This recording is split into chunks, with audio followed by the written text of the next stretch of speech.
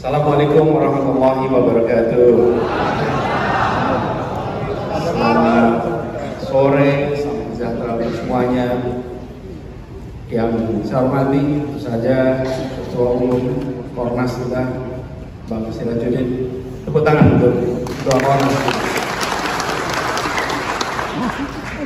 Yang saya hormati para senior yang berjajar begitu banyak pada sore hari ini.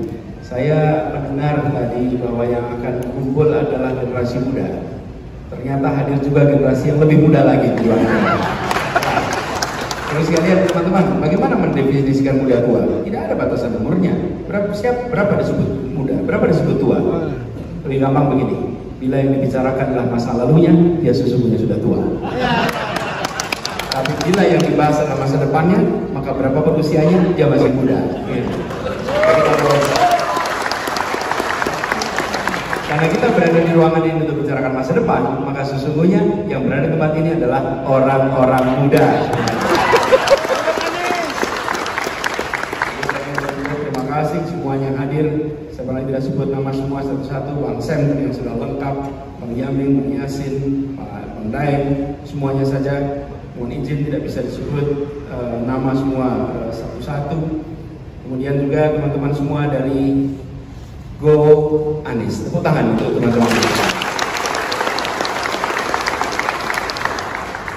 Saya merasa bersyukur sekali siang hari ini bisa berjumpa dengan teman-teman semua, dan izinkan saya memulai dengan menyampaikan rasa terima kasih dengan rendah hati, dengan rasa hormat.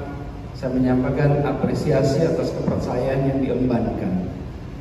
Bapak Ibu sekalian, teman-teman semua, boleh dicek di Jakarta sampai dengan sekarang kami ini tidak punya sekretariat. Ucok ini tahu persis. Kami punya sekretariat.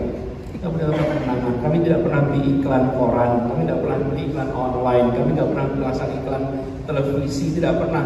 Yang kami kerjakan hanya satu, adalah karya, karya, dan karya.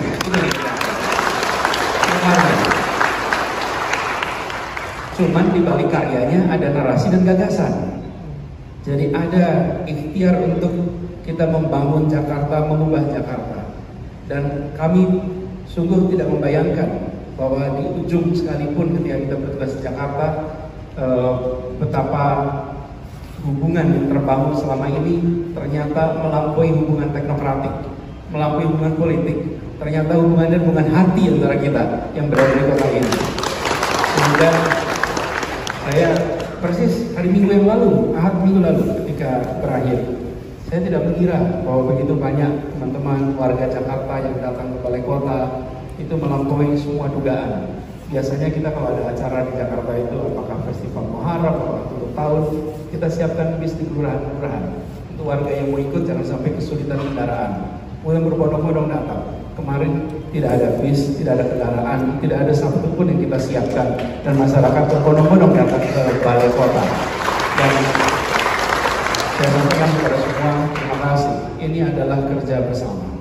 Terus sekalian teman-teman yang tergabung di sini, saya ingin sampaikan pada semua, mari kita tengok ke depan. Tengok ke depan. Melihat visi itu baik, melihat misi itu baik, tapi visi dan misi itu sifatnya imajinasi. Imajinasi. Yang menyusun tak harus menyiapkan bukti, yang menentang tak punya bukti untuk melawan. Jadi visi dan misi itu baru kredibel kalau dia ditopang dengan rekam jejak. Bukti. Tanpa ada rekam jejak, visi dan misi itu imajinasi. Rekam jejak itu artinya apa? Apa yang sudah dikerjakan, apa yang sudah dikaryakan di tempat ini. Disitulah pegangan kita. Karena itu kita akan lihat ke depan, kita lihat Indonesia ke depan, kita lihat tantangan ke depan, maka kita menyaksikan bahwa ujungnya yang harus dikerjakan tidak lebih tidak bukan adalah apa yang dikatakan oleh konstitusi. Kita harus kembali pada perintah konstitusi, menghadirkan keadilan sosial bagi seluruh rakyat Indonesia. Itu perintah konstitusi. Dan saya ketika bertugas di Jakarta, sekalian, kebetulan kantor kami ini di balai kota. Itu lokasinya tidak lebih dari 1 kilometer, mungkin kurang, dari Gedung Pancasila. Gedung Pancasila itu adalah tempat di mana pembahasan tentang pendirian Republik ini dilakukan. Dan di tempat itulah disepakati yang disebut kemudian dengan istilah pembukaan Undang-Undang Dasar 1945. Itu disusun oleh BPUPKI, kemudian tim kecil, jadilah dokumen itu. Jadi saya selalu garis bawahi ketika bicara di Jakarta, kita dapat amanah mengurus ibu kota, dapat amanah untuk mengurus Jakarta. Kita harus laksanakan perintah konstitusi, dan perintah konstitusi itu bukan mengabdi pada siapapun kecuali rakyat kebanyakan yang ada di Jakarta. Itu bilangnya. Dan perintah konstitusi adalah menghadirkan keadilan sosial. Arahnya ke sana. Jadi Ibu sekalian, kami mencoba untuk mengerjakan itu di Jakarta. Dan ketika kita mengikhtiarkan melakukan ini, tantangannya tentu banyak. Tantangannya banyak sekali. Dan di Jakarta, apapun yang kita kerjakan selalu ramai. Tapi saya sampaikan, jangan terlalu khawatir tentang apa yang ditulis orang hari ini. Pikirkanlah apa yang akan ditulis sejarawan di masa depan. Karena sejarawan itu akan menulis ke masa ini dengan data lengkap, lintas waktu. Kalau kita memikirkan apa yang dikatakan orang hari ini, bisa-bisa kita tidak berbuat apa-apa. Semua yang pernah belajar sejarah pasti tahu. Keputusan-keputusan yang dikerjakan pada awalnya penuh dengan perbedaan, ketika dibiarkan waktu, nanti waktu membuktikan. Dan itu yang coba kita pegang di Jakarta. Dengan begitu kita prioritaskan untuk membela mereka yang kecil tanpa harus memusuhi yang besar, membesarkan yang kecil tanpa mengecilkan yang besar. Itu yang kita kerjakan. Dan itu yang akan kita kerjakan ke depan. Yang besar tahu jadi musuhin, tapi cukup yang kecil diberi kesempatan. Sering problem kita di Indonesia ini adalah yang kecil tidak dikasih kesempatan. Dan ketika yang kecil tidak kasih kesempatan, repot kita. Betapa kalau sudah urusan tanah rakyat kecil itu prosesnya panjang ini kira-kira. Tapi begitu tanah yang ukurannya ratus-ratus ribu hektar, gampangnya luar biasa. Harus justru memberikan kesempatan kepada yang kecil tanpa harus musuh yang besar. Kadang-kadang kita mau membela yang kecil dengan cara musuh yang besar, bukan. Yang besar tambah besar karena dia akan mengangkat kita semua, tapi yang kecil jangan ditinggalkan seperti itu bergenerasi-generasi. Itu yang harus dipotong, dan itu yang kita coba. Tadi Pak Dr. Daeng, mantan ketua ini, Pak Daeng itu ada cerita soal BPJS. Ini Bang Yasin, Bang Yamin, waktu kami mulai bertugas di Jakarta, yang terdaftar di BPJS itu di Jakarta hanya 73%. Jadi 27% rakyat Jakarta ini tidak punya jaminan kesehatan. Dan 27% itu kelompok paling atas. Bukan, siapa mereka? Kelompok paling bawah. Lalu apa yang kita kerjakan? Saya masuk tugas bulan Oktober 2017. Langsung kita targetkan di APBD perubahan dikeluarkan 1,3 sampai 1,4 triliun, sehingga kita menutup seluruh biaya BPJS untuk sisanya, sehingga Jakarta dalam waktu 5 bulan menjadi 99,9%.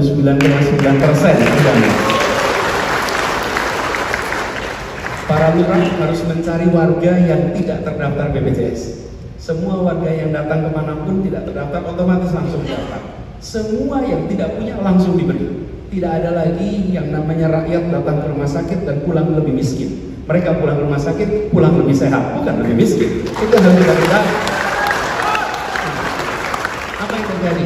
Mendadak ada jaminan kesehatan, dan ketika ada jaminan itu belum tentu mereka tahu bahwa itu dikerjakan oleh pemerintah daerah DKI Jakarta, pun tahu. Tapi kita sampaikan, jangan khawatir, kita kerjakan ini bukan untuk membuat mereka tahu itu ada jasa kita. Kita kerjakan ini karena perintah konstitusi dan pertanggungjawaban kita dari Allah Subhanahu wa Ta'ala. Sudah jelas.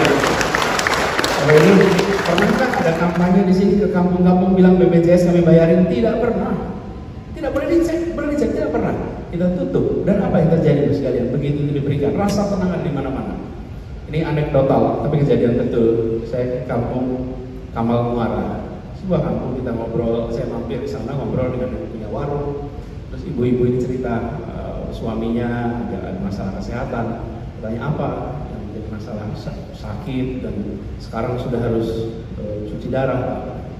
Tapi alhamdulillah Pak, sekarang ini kalau cuci darah itu dibayarin Pak. Kalau dulu saya setengah mati belum cuci darah itu. Dia tidak tahu bahwa itu adalah keputusan dari Pemprov DKI Jakarta. Tapi buat kita tidak penting. Yang penting dia tenang, dia bisa hidup nyaman, dan rakyat kita merasakan negara hadir untuk memberikan jaminan. Itu. Ini semua sekalian kalau kita kerjakan dengan keseriusan, dengan hati, insya Allah terima dengan hati juga.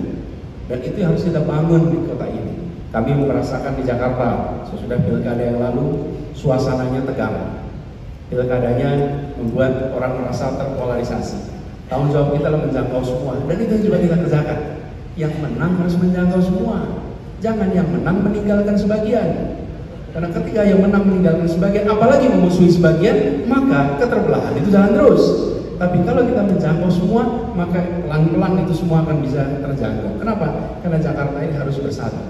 Dan tadi yang disampaikan soal transportasi umum, Bu Sirajudin juga sampaikan, kenapa sih bangun transportasi umum Jakarta? Karena kita ingin memberikan perasaan kesetaraan. Begitu naik kendaraan umum, tidak penting apakah CEO, apakah office boy, apakah pengangguran. Mereka antri di garis yang sama, beli tiket yang sama, pintu yang sama, duduk tempat yang sama, berdiri tempat yang sama, semua merasakan kesetaraan.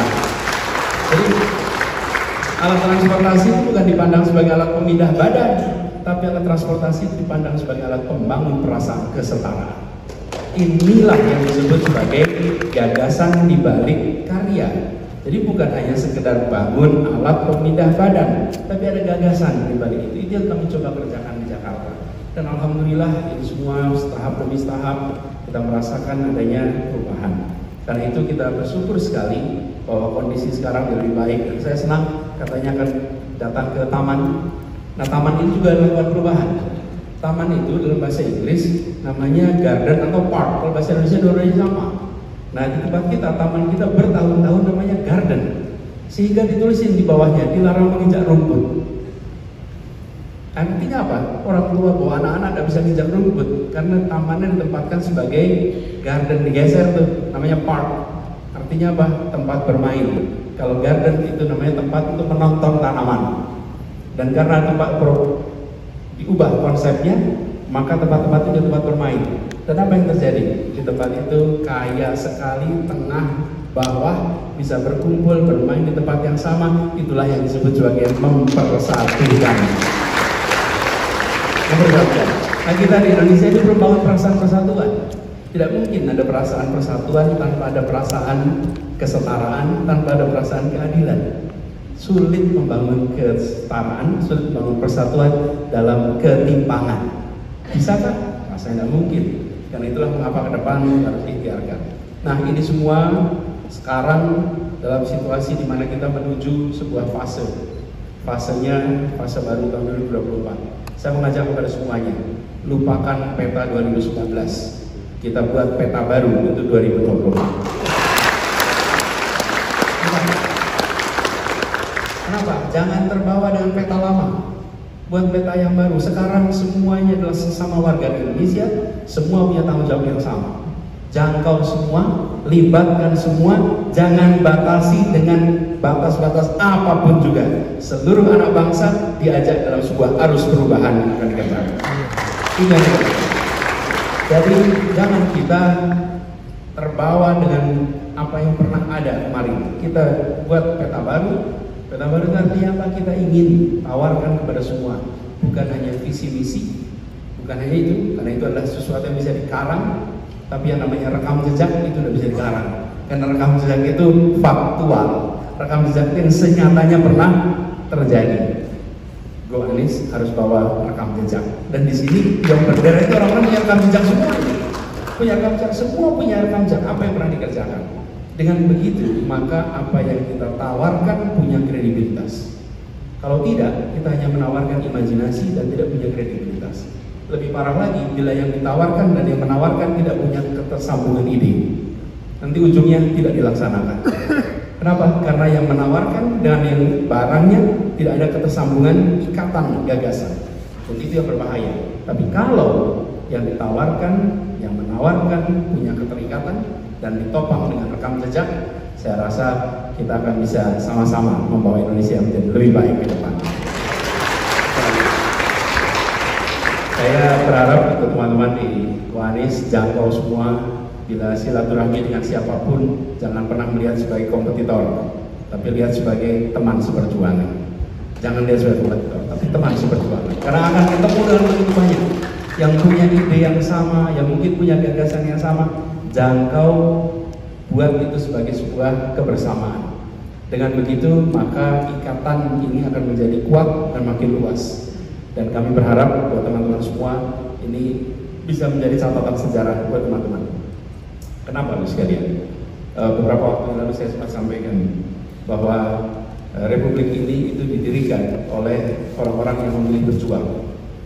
Hari ini kita masih punya banyak stok orang-orang baik, orang-orang yang mau memikirkan melampaui dirinya. Dan teman-teman semua adalah orang-orang yang seperti itu, yang memilih untuk bekerja melampaui kepentingan diri pribadinya, tapi membawa sebuah amanat untuk ikut mendorong perubahan di Indonesia. Dan itulah yang sebabnya mengapa teman-teman berkumpul di sini. Jadi saya ingin sampaikan pada semuanya, akan ada satu masa di mana teman-teman nanti akan ditanya. Ini seperti cerita di sini tokoh-tokoh senior kita. Ketika ditanya dulu pada tahun 98 apa yang dikerjakan, semua bisa memberikan catatannya. Ketika saat itu terjadi, kami tidak menonton di televisi dan menyaksikan perubahan sebagai orang yang tepuk tangan. Tapi semua bisa bersaksi, kami menjadi bagian yang ikut menentukan arah baru Republik ini. Itu adalah jawaban yang teman-teman semua bisa berikan. Kalau nanti satu saat ditanya, ini kan generasi baru nih, ditanya anak-anak, ditanya cucu, itu tahun 2024 menjadi apa? Anda akan bisa jawab, kami bukan menjadi penonton, kami yang ikut menentukan arah Republik ini ke depan. Arah Republik ini, dan ini adalah tanggung jawab moral yang dipegang. Jadi kita semua akan memiliki satu catatan dalam sejarah perjalanan hidup kita masing-masing. Ketika kita mengambil sebuah sikap, ketika kita mengambil sebuah langkah, ketika kita memutuskan, itu kita akan bisa menjadikan itu sebagai rekam jejak pribadi kita di hadapan keluarga kita, di hadapan lingkungan kita, bahwa kami rombongan dari Republik ini yang tidak membuat Republik keropos, tapi membuat Republik ini makin kuat, Republik ini makin tegak, Republik ini makin berwibawa, karena kita memilih untuk menjalani itu. Dan alhamdulillah Ibu sekalian, kita ikhtiarkan ini semua menggunakan istilahnya Bang Sam tadi, dengan sebuah nilai-nilai kemuliaan. Kita jaga itu, karena idealismenya dijaga. Idealisme itu tidak untuk diperjualbelikan. Begitu idealisme diperjualbelikan, maka dia mengalami devaluasi, tidak lagi bernilai. Dan ini yang selama ini kita jaga. Insya Allah Ko Anies sanggup untuk menjaga itu semua. Siap ya? Ya. Buat teman-teman semua, perjuangan panjang. Perjuangan ini panjang. Secara waktu lumayan panjang. Jaga stamina. Stamina apa? Stamina fisik. Jaga stamina moral. Dan jaga stamina intelektual. 3 stamina itu dijaga. Dan ingat bahwa karena ini perjalanan panjang, maka tentukan tempo dengan tepat. Jangan jaraknya 1500, kecepatannya sprint 100 meter. Nanti baru 500 meter udah ngos-ngosan, nggak bisa lari. Kalau jaraknya 1500, pikirkan tempo untuk jarak 1500. Kalau bilang jaraknya 42 kilo terlalu jauh. Ini bukan maraton, tapi ini lari agak panjang. Agak panjang, karena itu atur temponya. Dan saya yakin teman-teman semua sini sudah berpengalaman. Saya tidak perlu menjelaskan apa yang harus dikerjakan, karena kalau saya menjelaskan namanya menggarami air laut. Ini semua adalah teman-teman yang sudah berpengalaman. Jaga temponya, biiznillah, dengan niat baik, dijalankan bersama orang baik, dengan tujuan baik, insya Allah akan dibukakan menuju pintu-pintu kemenangan. Terima kasih semua, terima kasih buat teman-teman Ko Anies, terima kasih buat para senior semua, terima kasih Bu Sirajuddin, Bu Ucok, seluruh yang terlibat. Insya Allah nanti kalau kita jalan, kita mampir ke tempat teman-teman bertugas. Terima kasih. Assalamualaikum warahmatullahi wabarakatuh.